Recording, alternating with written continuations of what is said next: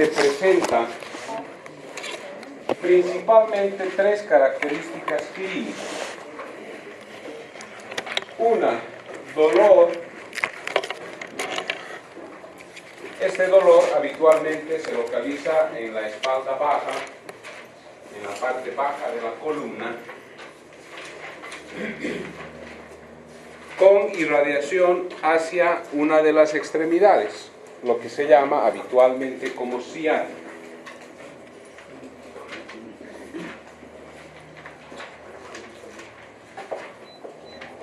En cambio, aquel paciente que solamente tiene dolor de espalda baja, es poco probable que tenga una hernia de disco.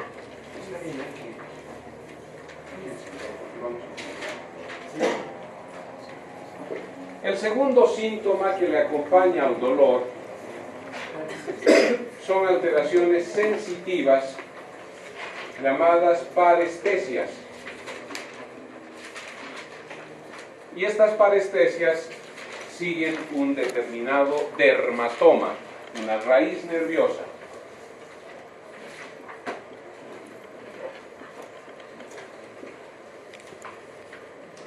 Es decir, va a seguir hacia abajo, igual que la ciática, dependiendo qué raíz esté comprometida. L3, L4, L5, S1, etc.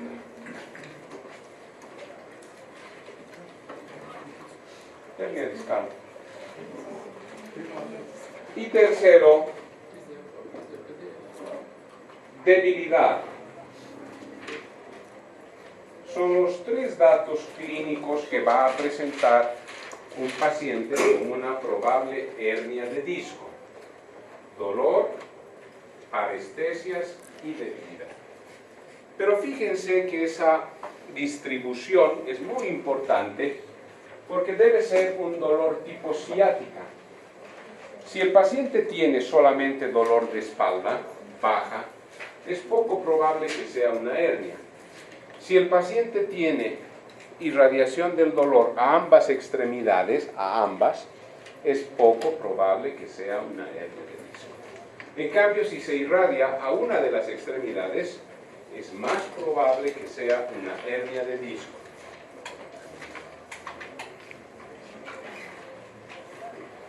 Las parestesias deben seguir una determinada raíz nerviosa, un determinado dermatoma.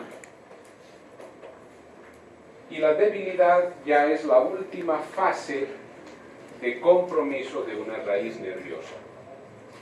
Es muy común en la consulta neurológica, la primera causa de consulta neurológica, ¿cuál es habitualmente? Cefalea. O sea, por lo que más consultan en neurología es por cefalea. En segundo lugar, dolor de espalda. Y uno tiene que saber discriminar si ese dolor de espalda es por una hernia o no es una hernia. Por tanto, es una consulta muy, muy frecuente. Ahora, no toda hernia de disco tiene indicación quirúrgica. ¿Qué quiere decir esto? Quiere decir que existen personas que tienen hernia de disco y no necesariamente debe terminar en una cirugía. No toda hernia de disco termina en cirugía. Solamente las que cumplen criterios para una cirugía. Seguiremos trabajando acá. Fíjense, las hernias de disco, en una primera fase, la anterior, en una primera fase, clínicamente se caracterizan por dolor, parestesias y debilidad. Si después de presentar esta clínica resulta que el paciente se confirma que tiene una hernia de disco, las posibilidades de cirugía son muy variables dependiendo del nivel en la que se presente la hernia de disco, cervical, dorsal o lumbar.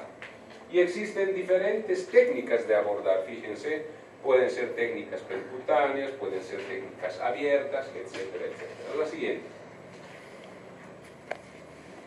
Esta es una fotografía de un disco intervertebral en la cual el disco presenta un anillo fibroso que contiene en su interior una sustancia gelatinosa que se llama núcleo pulposo.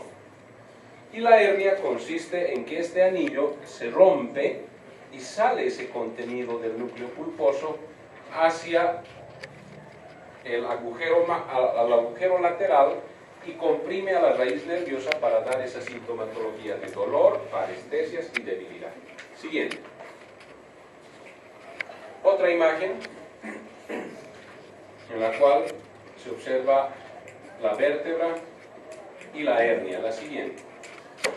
Otra imagen en la cual vemos cortes sagitales de la columna, en la cual primeramente vemos un disco intervertebral normal, que es este.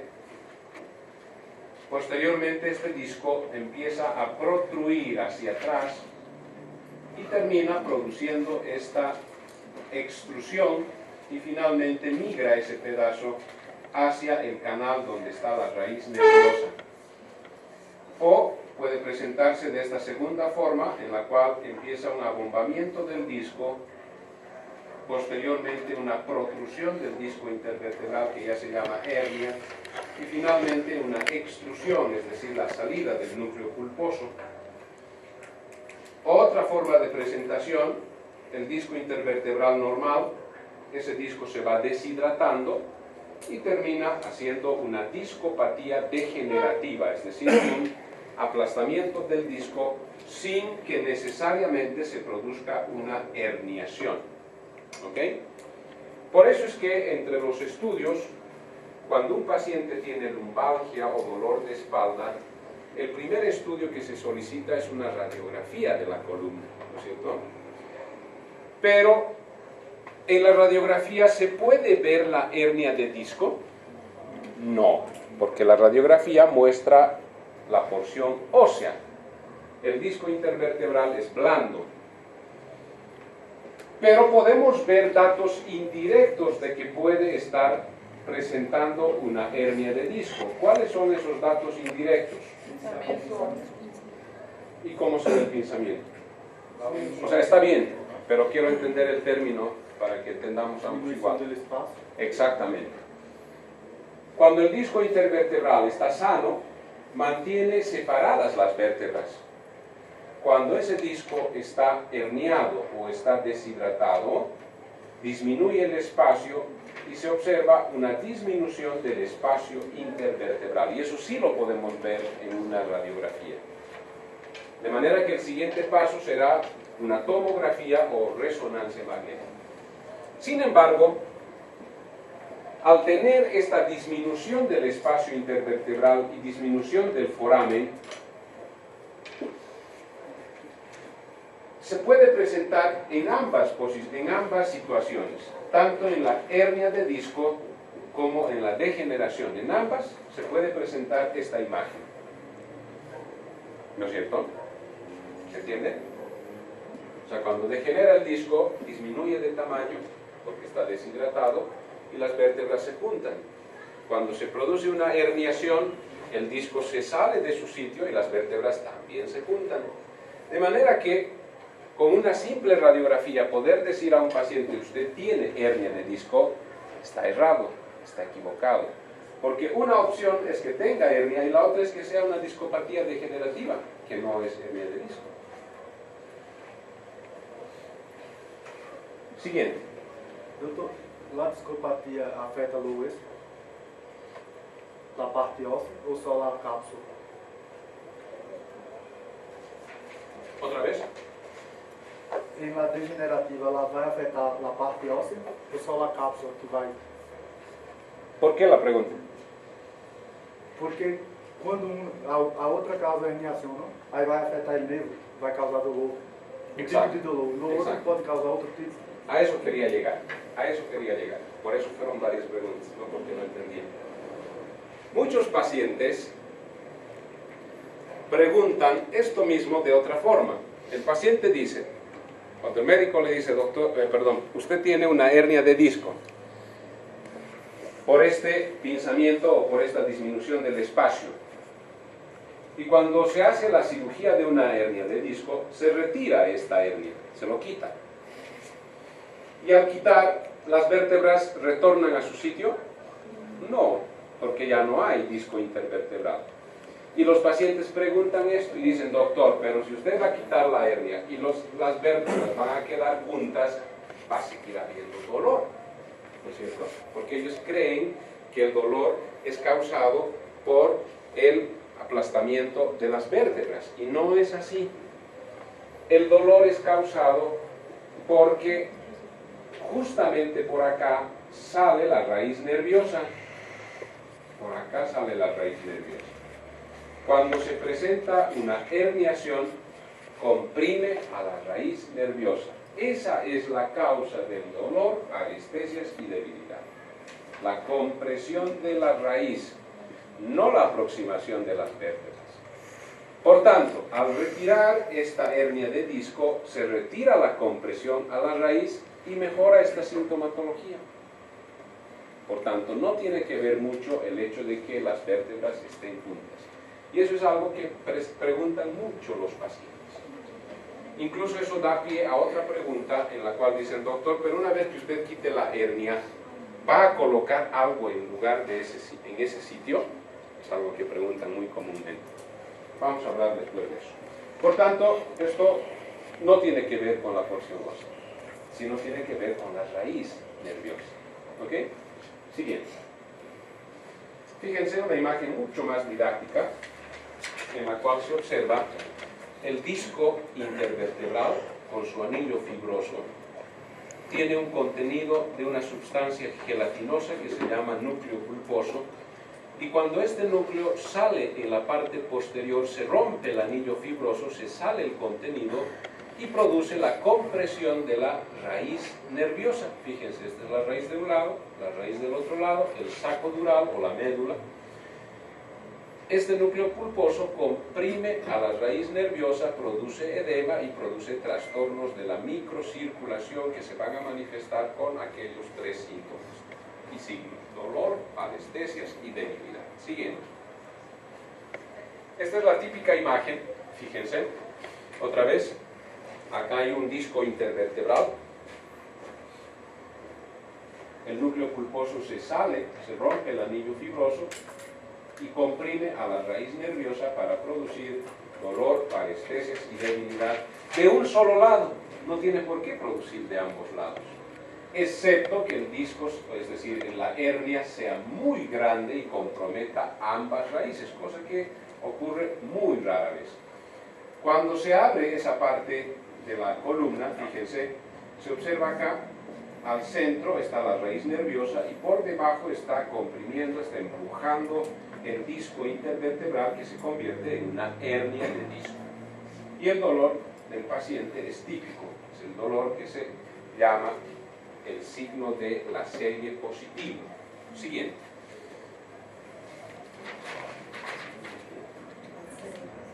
Tres son los sitios más frecuentes de presentación de las hernias de disco. Entre L4 y L5, 1. Entre L5 y S1, 2. Y entre L3 y L4. Esos son los tres sitios donde más frecuentemente se presenta una hernia de disco. De estos tres, el más frecuente es el último nivel, L5, S1. Casi un 40% de los pacientes con hernia de disco van a tener la hernia entre L5 y S1. El otro 40% o un poquito menos va a ser entre L4 y L5, en segundo lugar. Y en tercer lugar, con menos del 20%, entre L3 y L4. Y con eso se lleva casi el 100%. Quiere decir que por arriba de L3 es muy raro que haya una hernia de disco. L2, L3, L1, L2, extremadamente raro. Por tanto, cuando alguien tiene una hernia de disco hay que enfocarse a este sitio por frecuencia, L5-S1 y L4-L5. Por tanto, nos interesa estudiar las raíces L4, L5 y S1 porque son los sitios más frecuentes de presentación de las hernias de disco. La raíz L4. En cada raíz nerviosa, ustedes deben valorar tres funciones. Función motora, es decir, la fuerza muscular. Función sensitiva y reflejos. Si empezamos por la raíz L4, ¿cuál es el territorio de la fuerza de la raíz L4? Empieza en la columna lumbar baja, desciende por el glúteo y se va hacia la cara anterior del muslo hasta la rodilla. Ese es el territorio de la raíz L4, hasta la rodilla, por la cara anterior del muslo. La sensibilidad, igual, empieza a la parte baja de la columna lumbar, al glúteo, el muslo, hasta la rodilla. Y el reflejo que le corresponde a L4 es el reflejo rotuliano.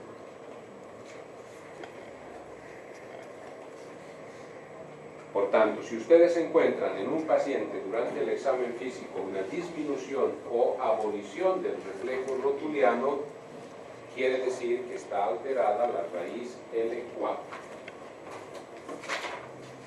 2. La raíz L5.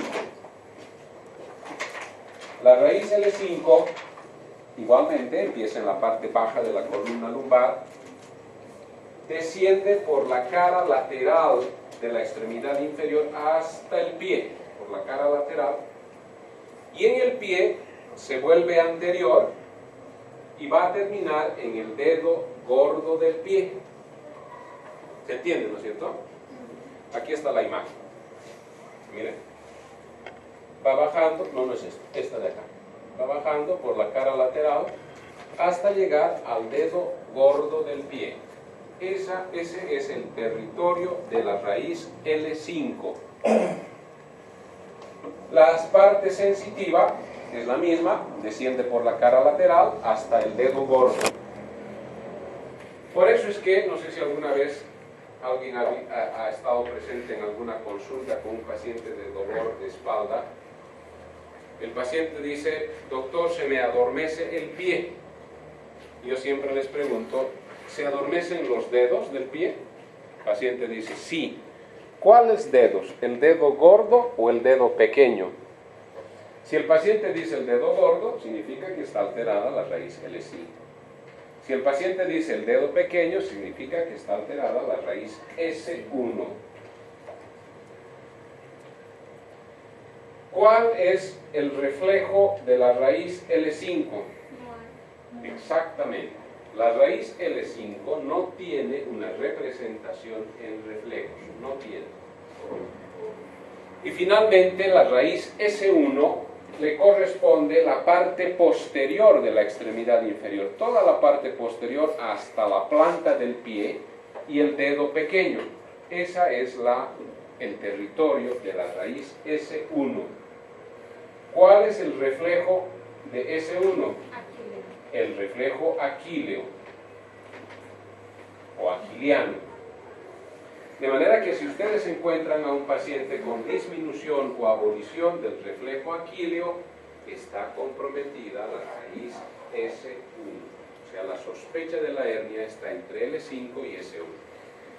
Y aquí está lo que les explico.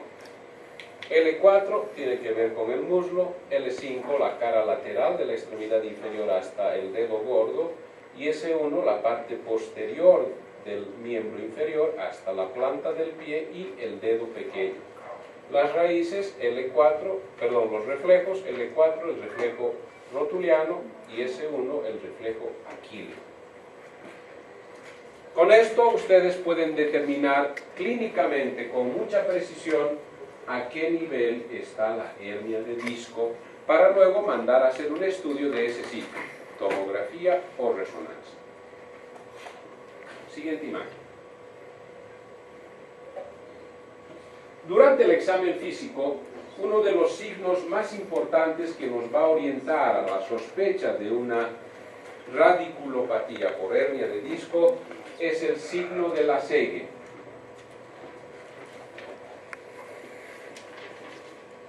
Este signo de la Segue es muy sencillo, ustedes lo conocen.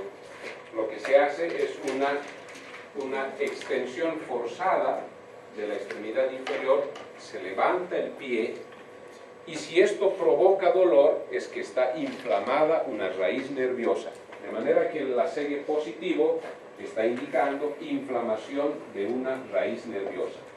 Ahora, ¿de cuál es L3, L4, L5, S1? Hay que realizar todo el resto del examen de cada una de las raíces en cuanto a fuerza muscular, sensibilidad y reflejos para determinar qué raíz está alterada. Hay diferentes formas de hacer la Segue, fíjense. Una forma es levantando la pierna con el paciente en decúbito dorsal.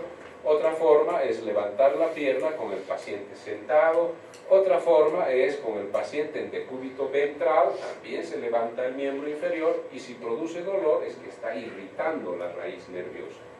Hay diferentes formas de explorar. La siguiente.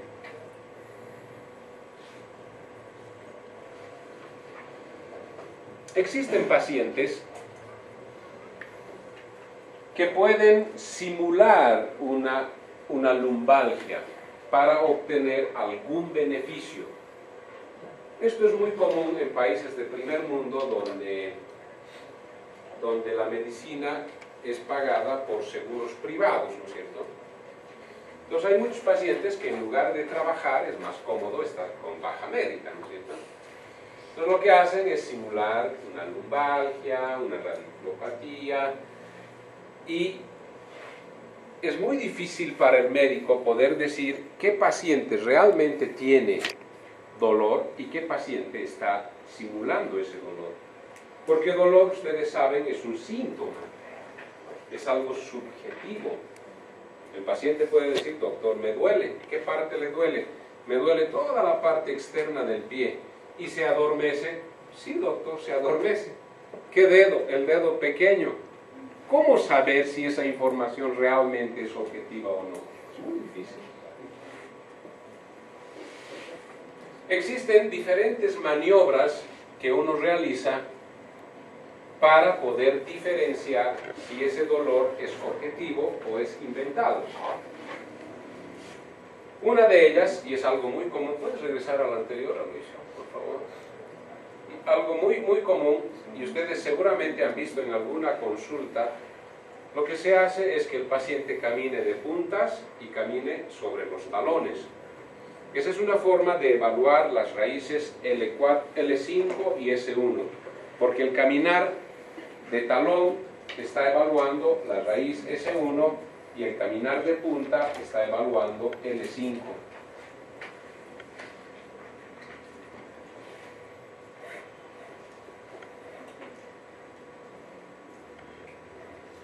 Otra forma es el signo, esto que se llama una rotación.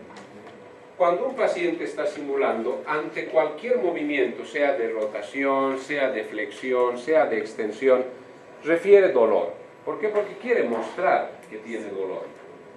En cambio, aquel paciente que tiene una hernia de disco, tiene dolor solamente con el signo de la Segue. En otras posiciones como flexión, rotación, no tienen dolor. No tiene por qué haber dolor, porque no está irritando la raíz nerviosa. Entonces existen ciertos parámetros, la siguiente, para poder decir si un paciente está simulando o realmente está presentando una inflamación de una raíz nerviosa. La siguiente. Pasamos a la columna cervical. En la columna cervical también puede existir una hernia de disco.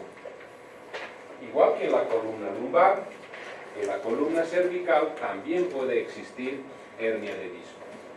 Y se manifiesta con estos tres datos, igual que en la columna lumbar. Cuando el paciente tiene hernia cervical, tendrá dolor tendrá parestesias y tendrá debilidad.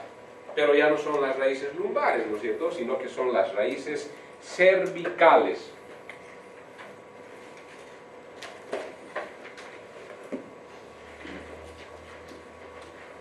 Y las raíces cervicales, donde más frecuentemente se presentan las hernias de disco, empiezan en C4, cervical 4, C4, C5, C6, C7. ¿Existe C8? ¿No existe? Sí. ¿Raíz C8 no existe? Existe raíz C8. Existe raíz C8. No existe vértebra C8, pero raíz sí existe. Entonces, clínicamente, el paciente puede tener compromiso de alguna de estas raíces. Empezamos por la raíz C4. La raíz C4 le corresponde al músculo deltoides, C4, la parte externa. El brazo corresponde a C5. El antebrazo corresponde a C6. La parte media corresponde a C7. La parte interna corresponde a C8. ¿Están viendo todos lo que hago? Creo que están escribiendo. C4, C5, C6, C7, C8, T1, T2, T3. Así es la distribución de las raíces cervicales. Fíjense acá en esta imagen. C4 corresponde al músculo deltoides. C5 corresponde al bíceps. C6 corresponde al antebrazo. C7 corresponde a estos dedos medios. Y C8 corresponde a los dedos internos. Por tanto, el paciente tendrá dolor, parestesias y debilidad en esas raíces nerviosas. Y podemos hacer el diagnóstico del sitio de la hernia de disco. Por ejemplo, en los reflejos, la raíz C5 le corresponde al reflejo bicipital.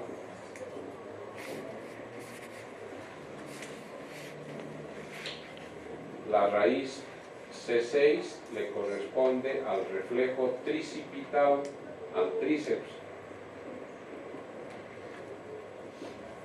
Esos son los únicos que tienen reflejos. El resto, C4, C7, C8, no tienen representación en reflejos. C5 y C6.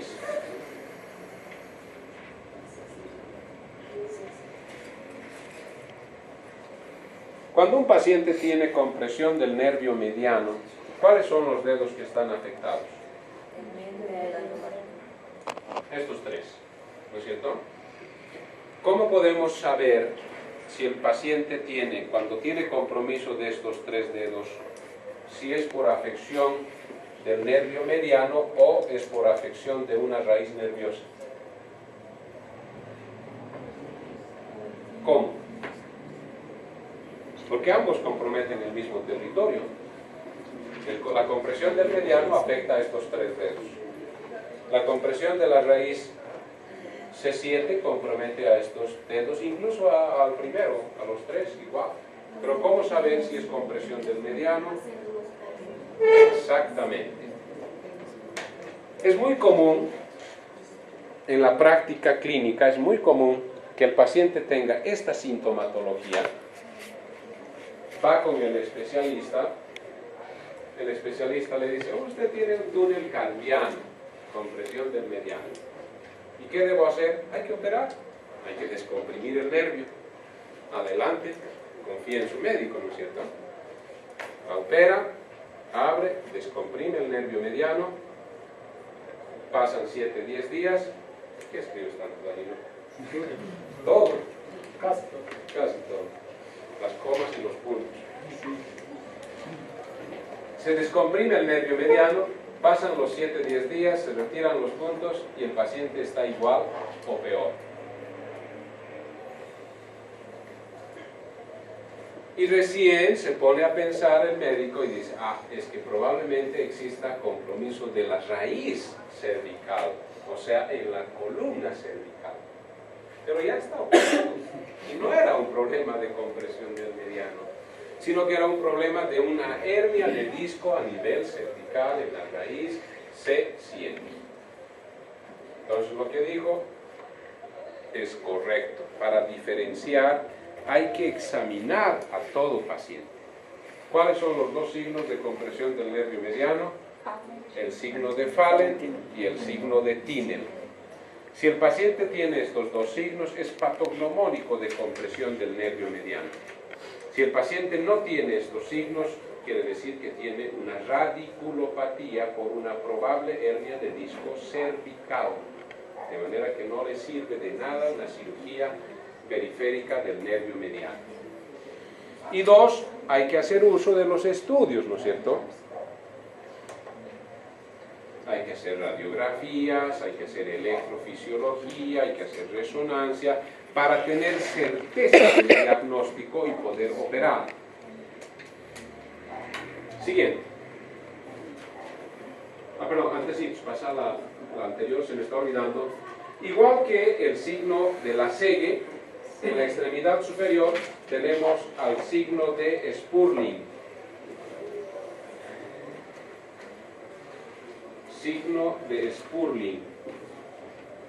Este signo consiste en extender el brazo y rotar la cabeza al lado contrario. Cuando uno hace esta maniobra, se desencadena un dolor agudo, intenso, igual que en la Segue. Eso significa que la raíz nerviosa está muy inflamada, el signo de Spurling. Ahora sí, siguiente.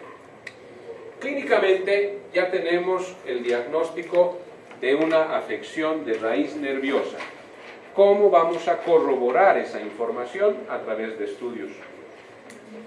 Cuando se trata de columna, el mejor estudio es la resonancia magnética, no la tomografía. La tomografía es mala, porque la tomografía muestra mejor la porción ósea. Y a nosotros no nos interesa ver la porción ósea, nos interesa ver los discos intervertebrales. Entonces, el mejor estudio para diagnóstico de hernia de disco es la resonancia magnética. Y en la resonancia, fíjense, disco intervertebral sano, disco sano, disco aplastado y herniado. Miren, acá hay una hernia de disco que corresponde a las raíces L4 y L5, una hernia. Siguiente imagen. En cambio, tomografía es muy subjetivo. No es concluyente para decir si un paciente tiene hernia de disco. Obviamente esta es una excelente imagen académica, pero no todas las tomografías muestran lo mismo. Acá está, fíjense, esta es la hernia de disco. Esto. Este es el saco dural, porque a ese nivel ya no hay médula, ¿no es cierto? Y esta es la hernia de disco. Siguiente imagen. ¿Puede alguien con esta tomografía decir si hay hernia de disco o no? Ramayana, ¿hay hernia ahí?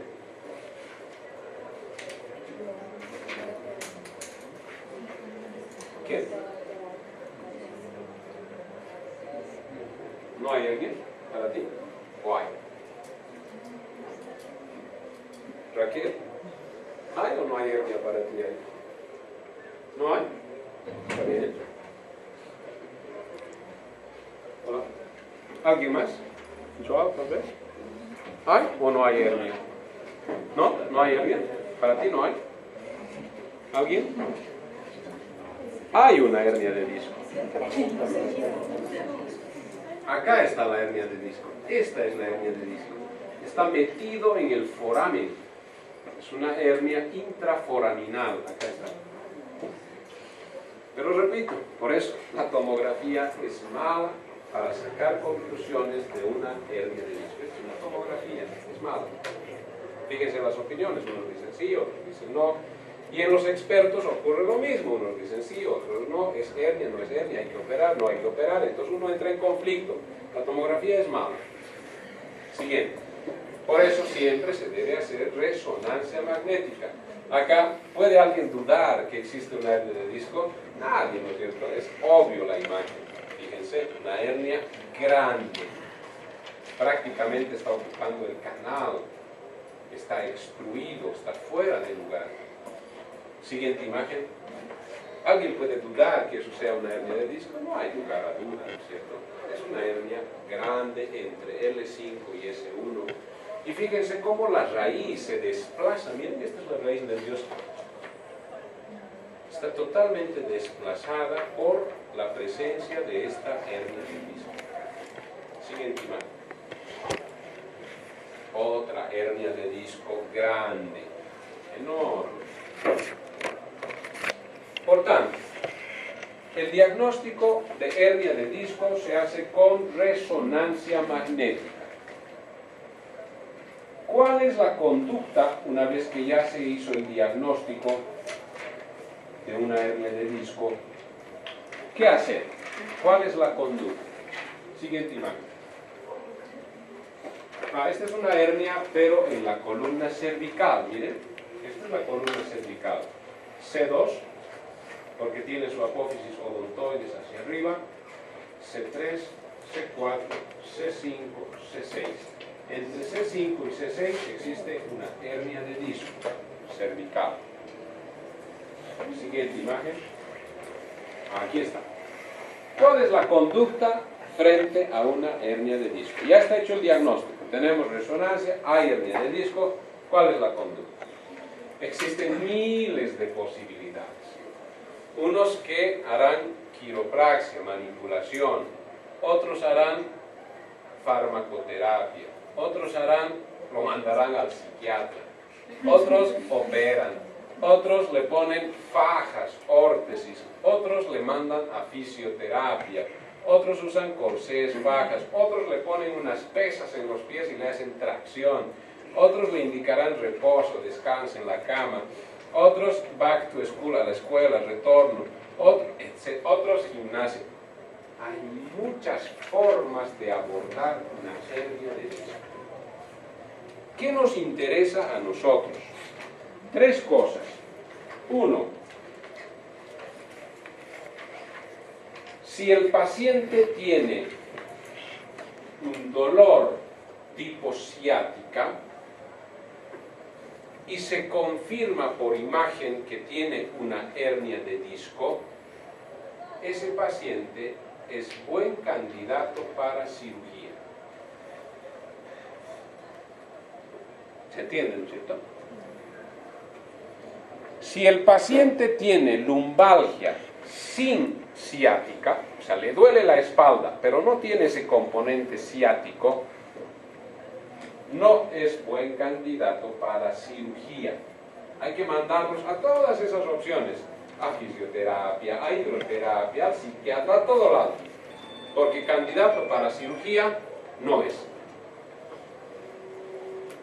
Número 2. Estamos hablando de la conducta. Nunca una hernia de disco de entrada se debe operar. Nunca. ¿Con esto qué quiero decir? Llega el paciente al consultorio, se manda a hacer resonancia, tiene hernia de disco, se programa la operación y por la tarde o al día siguiente ya está siendo operado. No, porque los resultados van a ser malos. Siempre hay que seguir los pasos del protocolo. Todo paciente, aunque tenga hernia de disco, lo primero que se debe hacer es tratamiento farmacológico. Hay que darle antiinflamatorios, analgésicos, relajantes, somníferos, etc. Porque la mayoría de los pacientes se curan con este tratamiento, la mayoría. 2, si no responden a la farmacoterapia, hay que utilizar la fisioterapia, hidroterapia, quiropraxia, etcétera, etcétera, etcétera. porque muchos pacientes se curan con estas técnicas. O sea, están bien. Tercera fase, si no responden a la farmacoterapia, no responden a la fisioterapia, el siguiente paso es realizar infiltraciones guiadas por fluoroscopía para depositar un fármaco justo en la raíz inflamada. Muchos pacientes se curan. Finalmente, si todas estas técnicas no resultan, recién hay que pensar en la posibilidad de cirugía. Porque todo evento quirúrgico conlleva riesgos. Y los riesgos, ustedes saben, en el sistema nervioso central, las secuelas pueden ser definitivas. O sea, el paciente puede quedar con secuelas neurológicas definitivas. No hay retorno. Por tanto, la conducta quirúrgica debe ser como última opción, no como primera opción.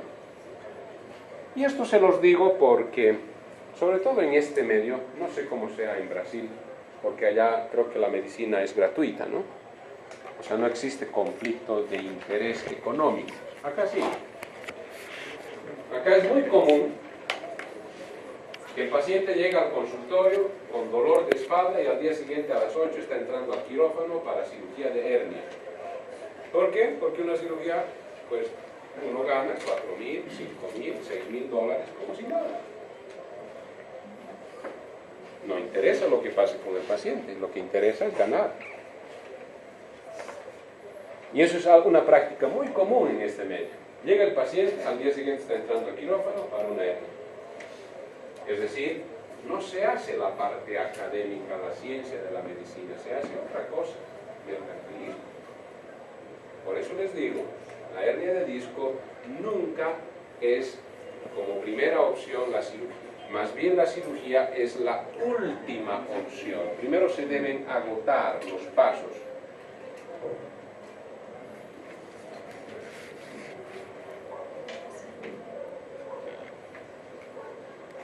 Hay muchos casos en la consulta que van por dolor de espalda. Cada vez, cada semana, dolor de espalda, dolor de espalda. Les da AINES, les dan analgésicos, les dan relajantes, sigue y sigue el dolor. Ustedes saben que la resonancia magnética cuesta, es un estudio caro, no es barato, por lo menos en este medio. Y el paciente insiste en la consulta y dice, doctor, el dolor sigue, está adormecido, estoy peor, no puedo trabajar, no puedo hacer mis actividades. Mándeme a hacer una resonancia magnética. Cuando se trata de seguros, la resonancia le cuesta al seguro y uno tiene que cuidar, porque todo eso está supervisado, está evaluado. Y uno se resiste a hacer la resonancia, sobre todo cuando no hay una indicación clara. Porque si hay indicación clara, obviamente es lo primero que hay que hacer. Pero si no tiene indicación, uno se resiste y el paciente insiste. Doctor, hágame por favor la resonancia. Ya me dijeron mis amigos, mis vecinos, mis compadres que tengo seguramente una hernia y necesito que me hagan la resonancia. No, pero mire, haga fisioterapia, tome este medicamento. No, doctor, hágame resonancia. En muchas ocasiones se hace la resonancia, regresa el paciente con su estudio, la resonancia es normal, y al paciente, mire, su resonancia está normal, no tiene hernia y no tiene nada. Y el paciente se cura. Nunca más regresa a la consulta por dolor de espalda. Siguiente. Siguiente. Por tanto, el tratamiento, como les dije hace un momento, pasa por diferentes pasos. Reposo, fisioterapia con calor local, masajes, tratamiento médico, analgésicos, AINES, narcóticos, relajantes, antidepresivos. Tratamiento quirúrgico es el último paso antes de agotar todas estas técnicas como fisioterapia, electroterapia, láserterapia, órtesis, ultrasonido, magnetoterapia, etcétera, etcétera. Siguiente. Ahora, ¿Cuáles son las indicaciones para una cirugía de hernia de disco?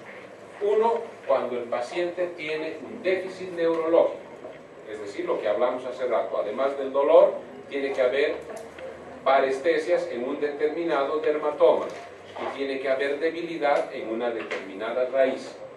Si el paciente tiene eso, se va a beneficiar de una cirugía. Dos, si el paciente tiene dolor resistente a todas las terapias, fármacos, fisioterapia, infiltraciones, también se debe evaluar la cirugía. Es decir, es un criterio para hablar de cirugía. Y finalmente, lo que les decía hace rato, hay pacientes que con una resonancia se curan y hay pacientes que piden que se les opere. Hay pacientes. Pero no tiene hernia. Pero doctor, opéreme, se me va a quitar el dolor. Estos son los riesgos. Pum, pum, pum. A pesar de eso, ¿quiere operarse? Sí, doctor, opéreme. Bueno, adelante, abra, se opera. Ahora, ¿cuáles son las contraindicaciones para una cirugía? Uno, pacientes que previamente ya han sido operados. No vale la pena volver a operar, porque no se consigue gran beneficio. Si la primera cirugía ha fallado, una segunda cirugía no va a resolver su problema.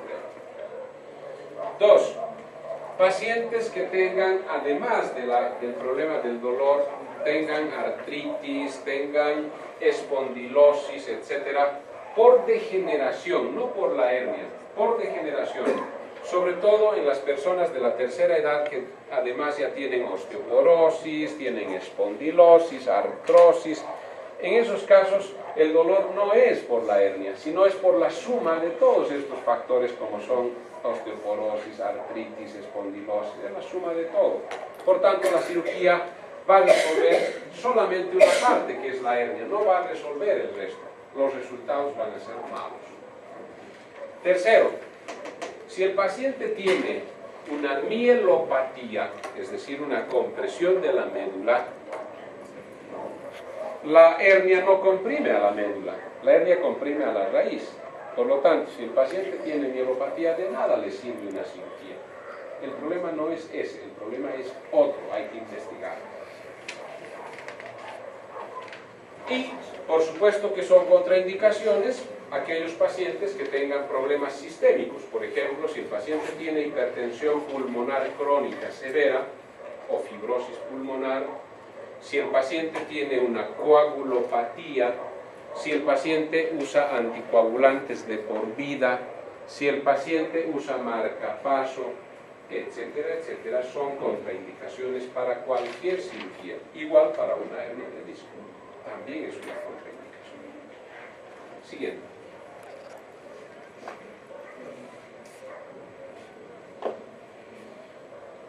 Es una imagen donde se está haciendo una infiltración selectiva guiada a un determinado espacio intervertebral. La siguiente. La siguiente. Siguiente.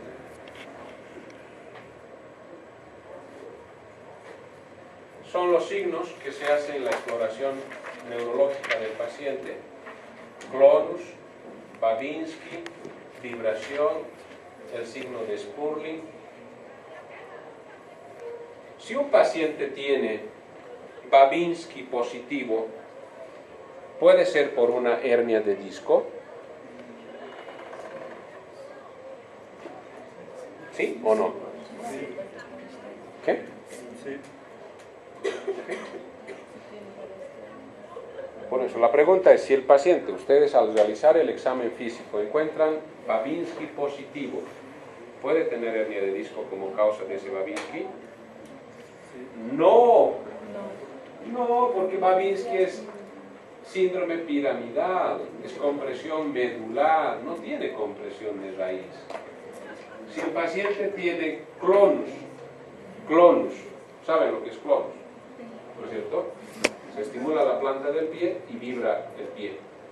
Si el paciente tiene clonus, ¿puede tener hernia de disco? No. porque es parte del síndrome piramidal, compresión medular, nada tienen que ver las raíces nerviosas. Y así uno tiene que ir descartando. Si uno encuentra positivo la prueba con el diapasón de vibración, si está disminuido la vibración, ¿el paciente puede tener hernia de disco? ¿Puede o no? ¿Sí? ¿Quién más opina? ¿Puede tener o no? ¿Puede? No. ¿Por dónde va la información de la vibración? Va por las columnas posteriores de la médula espinal, haz de Gol y Purtak. Nada tiene que ver. Por eso es importante el examen neurológico, saber los síndromes piramidal, extrapiramidal, medular, radicular. Por eso la importancia para no equivocarse con un paciente. Es muy fácil equivocarse. Se equivoca la gente porque no hace examen físico.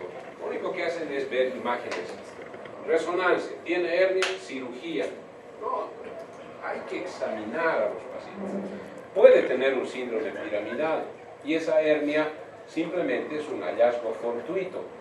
De hecho, me sorprendió mucho, esta mañana estaba leyendo una, por cierto era portugués y apenas entendí. Había una información que decía que cuando se hace una resonancia magnética a una población normal como esta, que nunca ha tenido un dolor tipo ciática, nunca ha tenido ciática, se hace resonancia y se encuentra que a partir de los 45 años, en el 40% de esa población se observa hernia de disco en la resonancia. Pero nunca ha tenido una radiculopatía, una ciática. Nunca. Y tiene hernia. ¿Se debe operar a ese paciente? No, porque no le está causando nada, es un hallazgo fortuito, casual. Por eso es que uno no debe basarse solo en imágenes, tiene que explorar al paciente, tiene que examinar.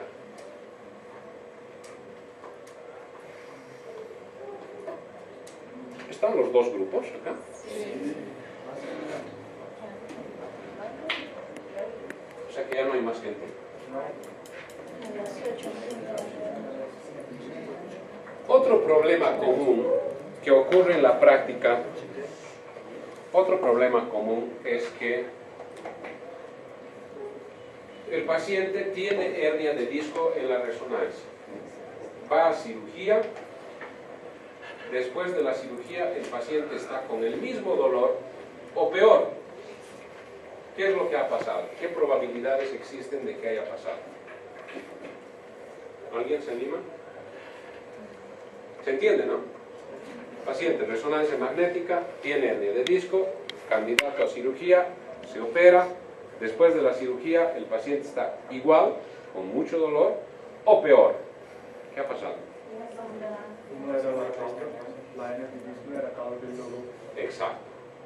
Lo que ocurre es que muchas veces el paciente tiene una radiculopatía, por ejemplo, L5, y la hernia está en L4. Pero como el médico no lo ha explorado, no sabe que tiene radiculopatía L5 y no L4, va, lo opera de esa hernia y el problema no está ahí, está más abajo. El paciente está igual o está peor porque se ha manipulado. Por eso es tan importante realizar primero el examen neurológico. Si ese examen neurológico coincide con la imagen de hernia, recién puede ser candidato para cirugía. Si no, es mejor no tocar a ese paciente. Siguiente, creo que ahí termina esto. Es otra hernia de disco, pero en la columna cervical. Fíjense, C2, C3, C4, C5, C5, C6. Hernia de disco, cervical. Siguiente. Este ya es un control posoperatorio después de una cirugía de hernia de disco cervical, porque se ha puesto un injerto óseo, miren. ¿Preguntas de hernia de disco? Quando el paciente es candidato a una prótese, ¿cuándo puede poner una prótese? Ah, ok. Hay prótesis de hernia, de disco intervertebral. Hay prótesis. Se coloca, cuando se retira el disco, en lugar de ello se pone una prótesis. Clínicamente, en estudios de poblaciones grandes, se ha visto que entre poner la prótesis y no poner, la diferencia es estadísticamente ninguna. O sea, no hay gran diferencia entre poner y no poner la prótesis de disco intervertebral. ¿Pero cuánto cuesta una prótesis? $15,000. La prótesis. La prótesis. Y la cirugía, pónganle otros 5,000, estamos hablando de 20,000. Y si no hay diferencia entre ponerle y no ponerle, ¿para qué? Por eso es que habitualmente en una cirugía de hernia de disco no se pone la prótesis, ni acá, ni en Estados Unidos, ni en Europa, donde tienen plata, porque la diferencia es ninguna. ¿Alguna otra pregunta? ¿Ninguna? Vamos.